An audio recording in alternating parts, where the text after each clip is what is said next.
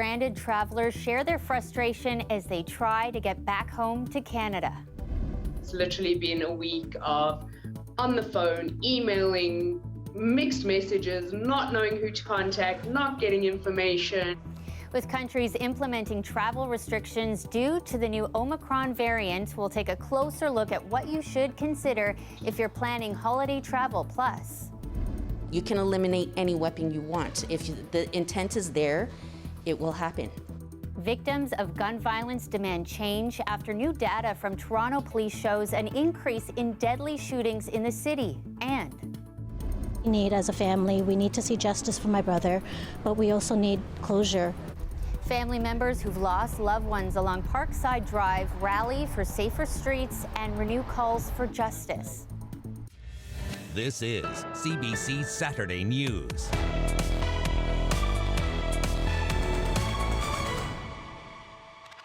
Thanks for joining us. I'm Shannon Martin. We'll get to those stranded travelers in just a moment. But first tonight, the first case of the new Omicron COVID-19 variant is now confirmed in Hamilton. This comes as Ontario reports more than 1,000 new COVID cases. That's the highest daily count in half a year. According to Public Health, the latest confirmed case of Omicron came from a Hamilton resident who recently traveled to South Africa. A second potential case is also under investigation. Both people there are isolating. Yesterday, Toronto Public Health confirmed its first 3 cases of the variant. 2 people had recently returned from Nigeria, the third from Switzerland. There are still many questions, but we are starting to learn a little bit more about the variant. Here is Dr. Suman Chakrabarty. Omicron may actually be a bit less transmissible than Delta, but it's able to reinfect people that have been vaccinated much more. This actually may surprisingly be a good thing, because if the reinfections are mainly mild, overall this could actually be a boon that this is spreading quickly, but it's a mild thing where people get immunity, but they don't get all that sick. So time will tell, but there are some signs that there's a silver lining in this cloud. I don't have a crystal ball, but it's promising. Let's see once we get more information. So if you've got travel plans this holiday season, you may be wondering, where does all of this leave you? Let's bring in Martin Firestone. He's the president of Travel Secure Inc. Thanks so much for being here with us. Thank you for having me.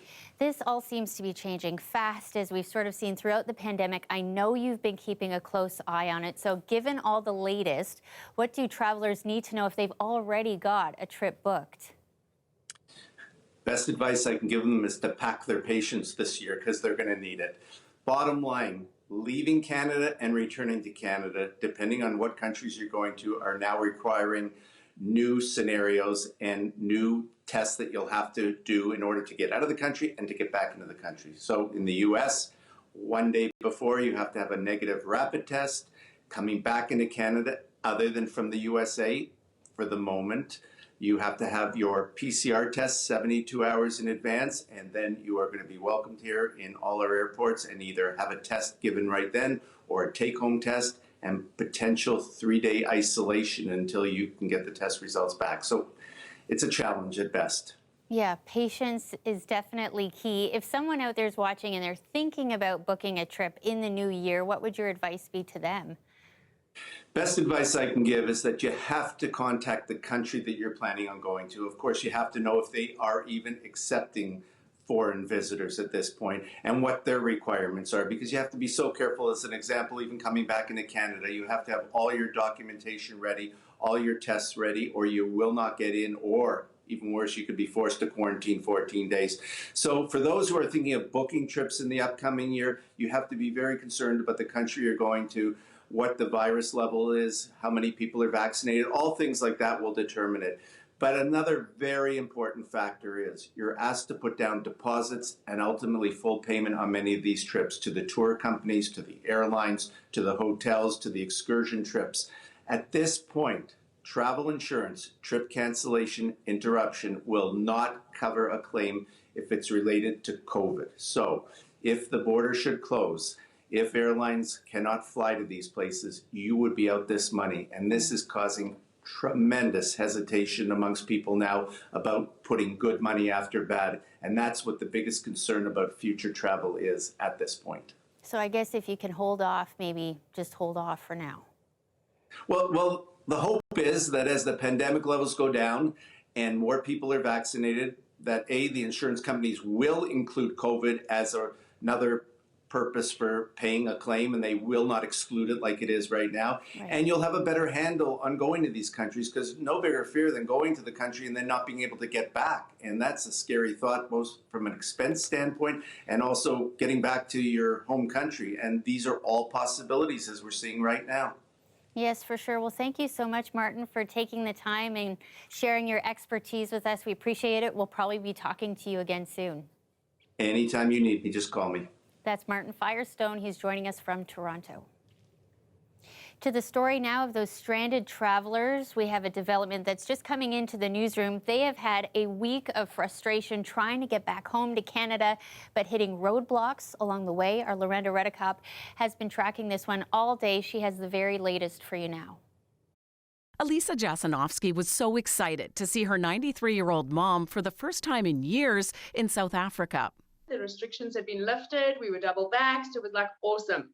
But then the Omicron variant was identified, the first case identified in South Africa, and countries added travel restrictions, including Canada's requirement for a negative PCR test in a third country for people coming from 10 countries in southern Africa.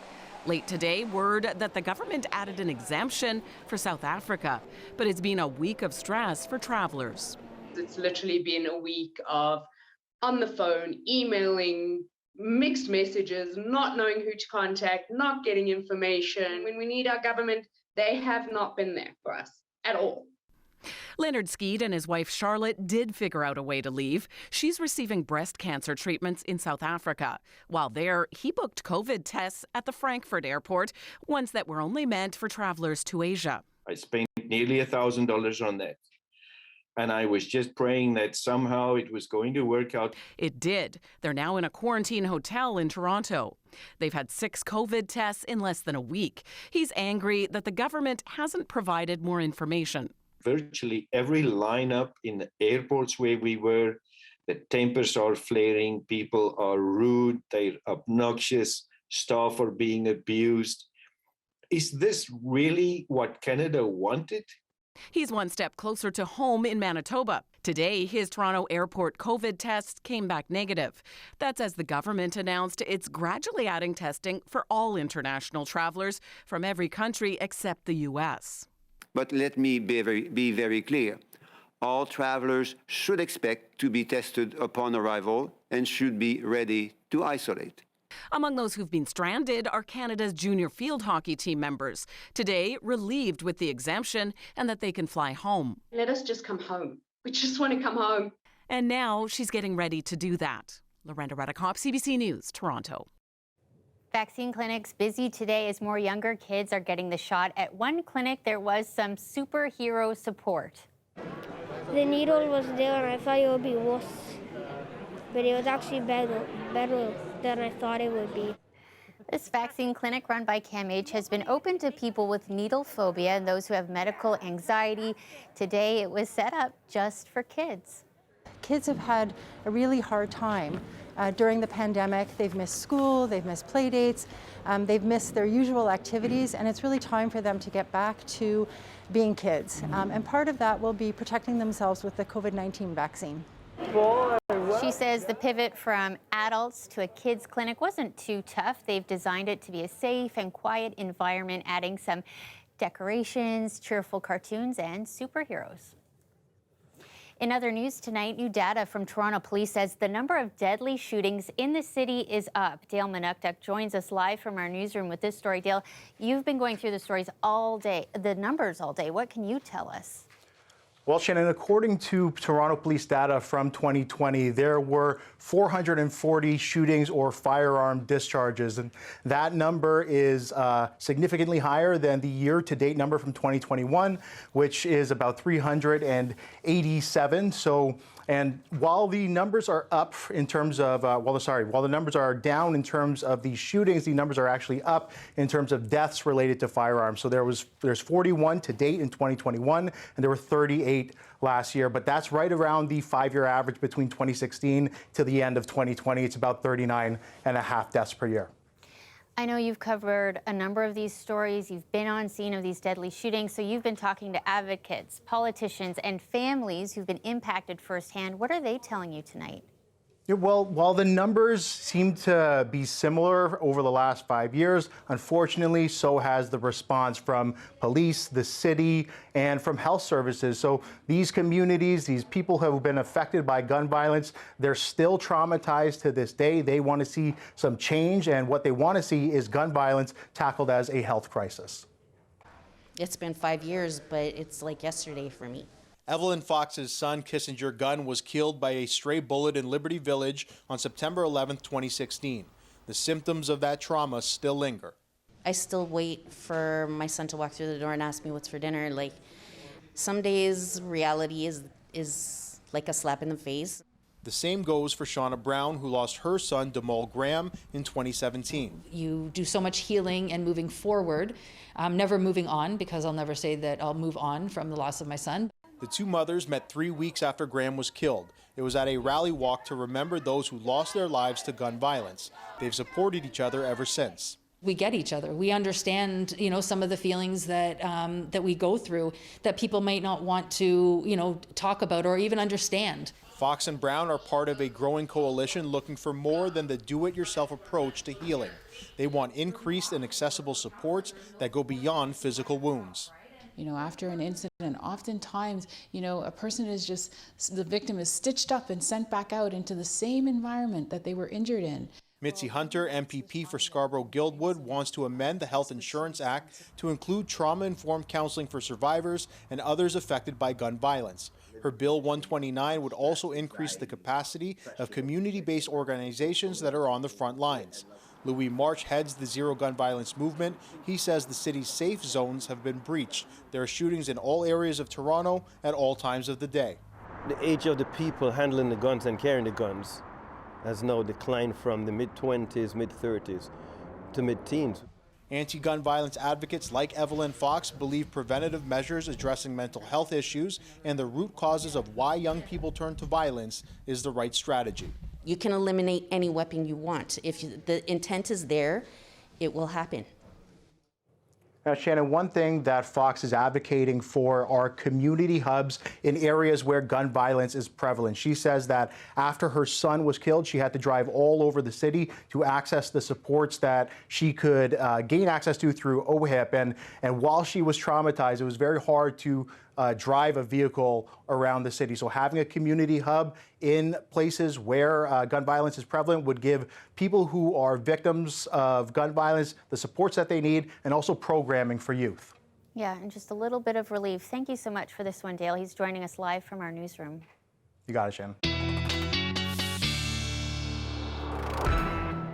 Turning to the weather forecast, Sophia Cambalia is here now, and you're tracking a special weather statement.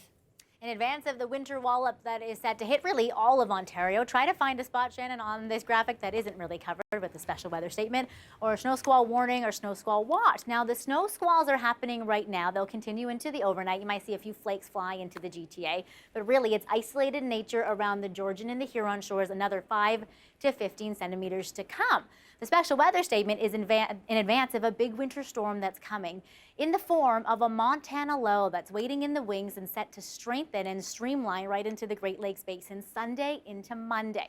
Here's the timeline for you. Begin Sunday afternoon as snow really for everybody. It will stay as snow for anybody kind of cottage country and north. Sunday evening, a bit of a temperature change and change in wind direction means a lot of warmer air will surge north. So we will actually see a period of freezing rain and mixing. Late Sunday evening, hazardous travel is likely before a switch over to rain late Sunday night into Monday morning. So it's a bit of a snowy, icy, slushy mess, a myriad of precipitation types before a real changeable temperature story as well. The winds will be a really big part of this, not only changing the temperatures, but I wouldn't be surprised as well, Shannon, if wind warnings and freezing rain warnings are issued in advance of the event. I'm talking 80 to 90 kilometers an hour Monday evening, maybe. Winter wallop, you said it best. We'll check in with you in a little bit. Sounds good. And we have more news straight ahead.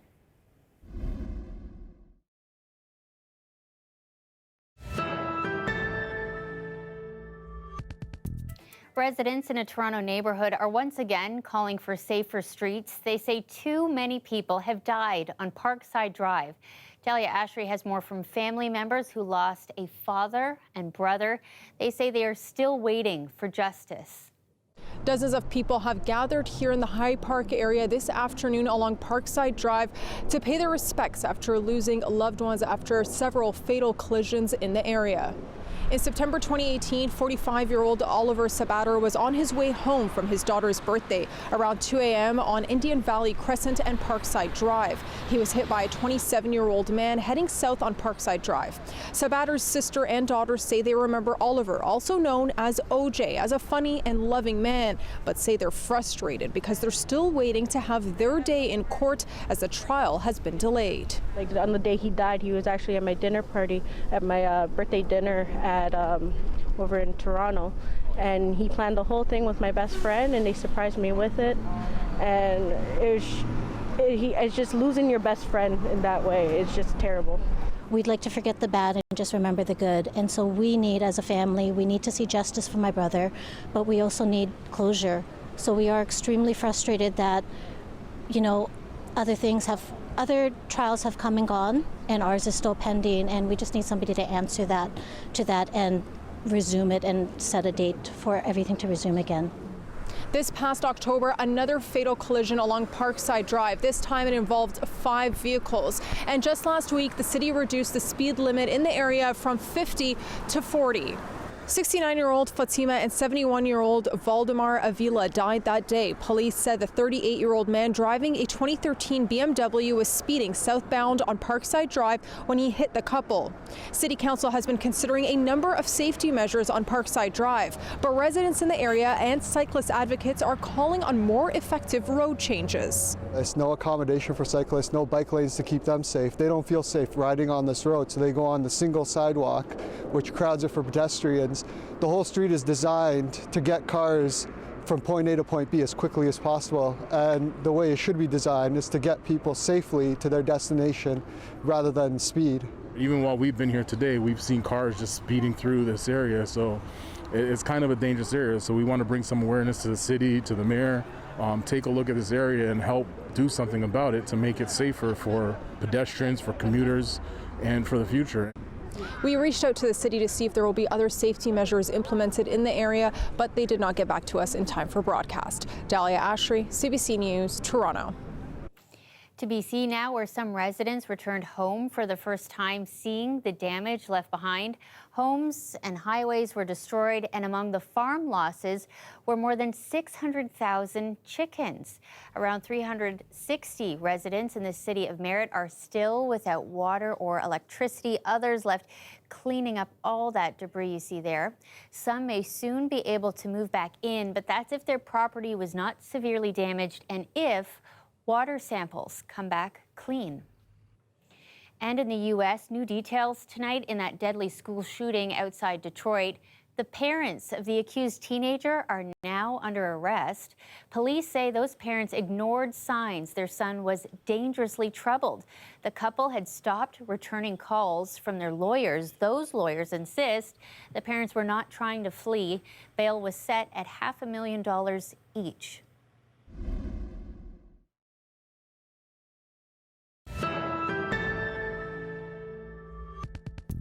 Fundraising and donation campaigns are ramping up for the festive season. Second Harvest wants to make sure everyone can enjoy a holiday meal. Their goal is to collect 8,000 turkeys, 3,000 hams, and 2,000 plant-based proteins. We will be delivering those to 170 social service agencies who have requested these in order to be able to serve their holiday meals or hampers. It's taking place at some Loblaws across Toronto this weekend and next weekend. Also today, the Toronto Miracle, a pandemic-friendly food drive. This morning, volunteers crossed the city picking up donations from front doorsteps. As we've been reporting here during the pandemic, food banks are seeing the highest number of visits ever. Last year was Toronto Miracle's inaugural year, and it started up because we noticed the need during the pandemic rising, and we were totally blown away. We raised over 200,000 pounds of food in a single day in its inaugural year. And we're seeing that sort of enthusiasm and support from the community being matched again today. The Toronto Rock lacrosse team is playing their first game at their new home. We have a new home. We're here in Hamilton and we're excited about it. So, you know, everything's new for us really, like our game day routines. We're excited. We're ready to go. It's finally here and it's time to play for keeps now. It's been almost 2 years since they last played, but tonight they're facing off against the Albany Firewolves at the First Ontario Centre you heard in Hamilton, and they're expecting a packed stadium. The game starts at 7 o'clock sharp.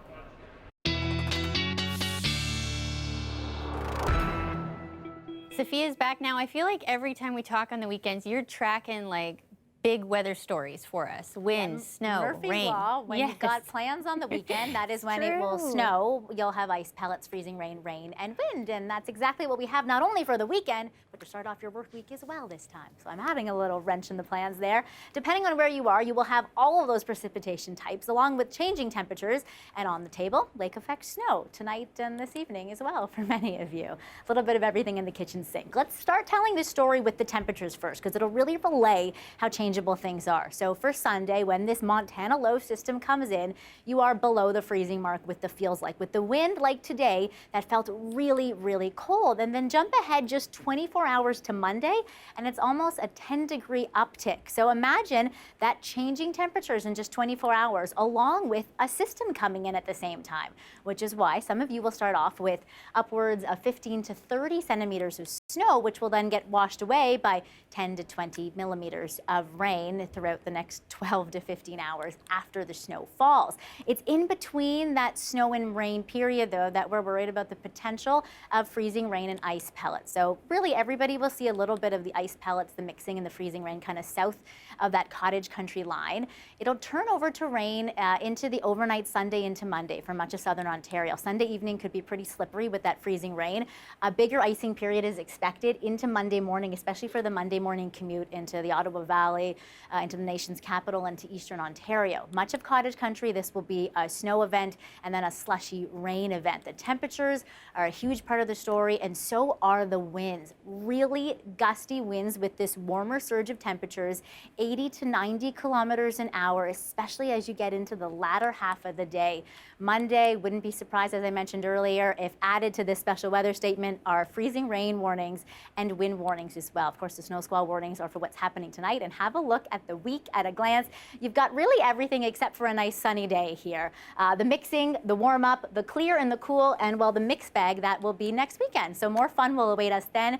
Quick note before I let you go, when you are leaving the big game at BMO Field tomorrow, you may have a little bit of that snow and mixing, just kind of getting going and getting heavy. So drive carefully when it comes to that if you are leaving that game then. Shannon. All such important things to keep in mind. Thanks so much for tracking it all for us. We'll see you tomorrow night at 11 again. Dress for all of that. Yes, all the things. That's our show for tonight. Thanks so much for watching. You can catch up on news anytime, cbcnews.ca.